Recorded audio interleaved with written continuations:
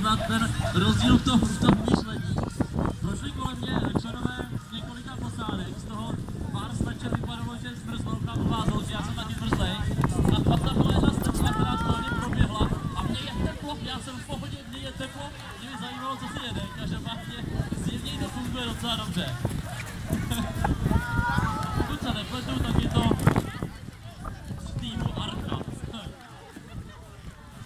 Krásný rozdíl, je to krásný vidět. Tak, v první generaci jednička, Věna Police Dragons, number 2, Arka Levová číslo 3 a Dragon Sprinkle číslo 4.